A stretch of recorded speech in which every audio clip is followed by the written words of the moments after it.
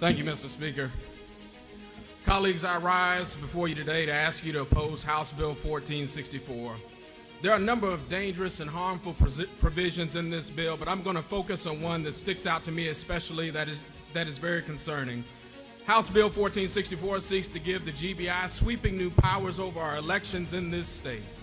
The use and threat of law enforcement intervention related to elections isn't something that is new and is not conjecture, and that the involvement of law enforcement can and has been used to intimidate voters, especially those voters of color.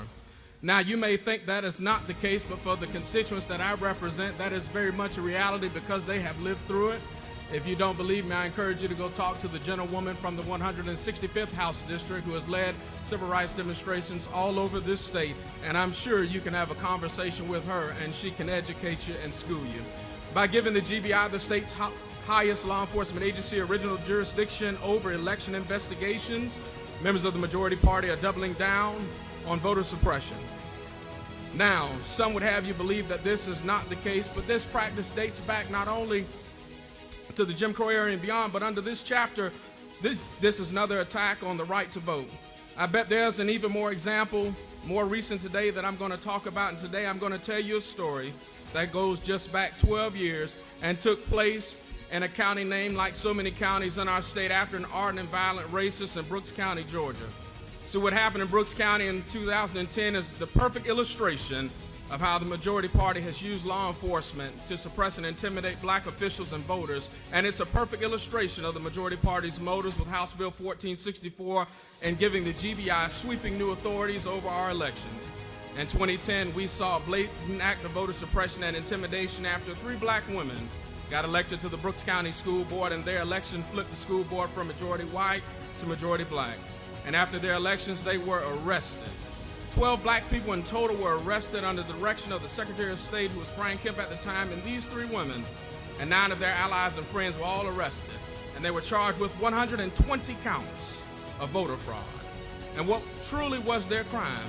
As far as I know, it's not a crime for black people to get elected to office and to make their voices heard at the ballot box, although in this state it might seem hard sometimes. The election of these black community members and educators to the Brooks County School Board did not break any laws, but it upset the power structure that existed in Brooks County, which was enough motivation for the Secretary of State and state officials to send the GBI to investigate it, and it was even more motivation for the DA at the time to vow to prosecute these individuals even without hearing any evidence or having any hard evidence of any wrongdoing. Even after devoting extensive resources to this quote-unquote investigation, all the charges were dropped. I'd like to make a juxtaposition here that these folks were arrested in Brooks County quicker than the folks who had killed Ahmaud Arbery were arrested and prosecuted in Glenn County, Georgia. But the one thing about this case of extreme voter suppression that sticks with me are the words of the GBI director at the time. He said, and I quote, "It's really extraordinary that the GBI would conduct voter fraud investigations," end quote. The GBI conducting voter fraud investigations is extraordinary. Let that sink in. It's unusual, it's remarkable, it's unbelievable. So why is the majority party trying to pass a bill that would give the GBI original jurisdiction to do just that?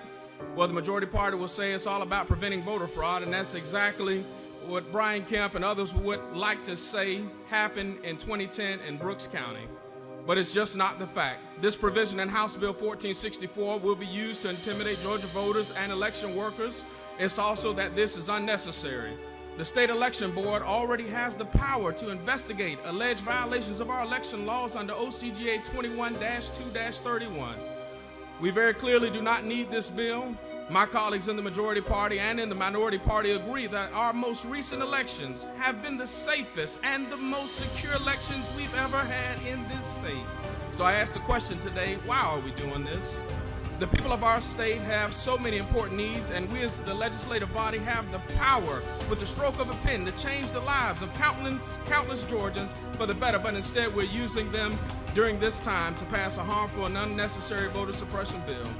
But we all know the truth. We're wasting our time on this bill. The truth is that after record turnout amongst voters of colors that flipped Georgia blue and sent Senators Raphael Warnock and John Ossoff to D.C., we see that folks in the majority party are doing exactly what they've done before, using any means necessary to hold on to power. And we all know that why we're seeing another bill attacking our election system and our election workers in the state of Georgia. It has nothing to do with election integrity or security. This bill is about the majority party legislating on the lie, the big lie. But I'll leave you with this as I close.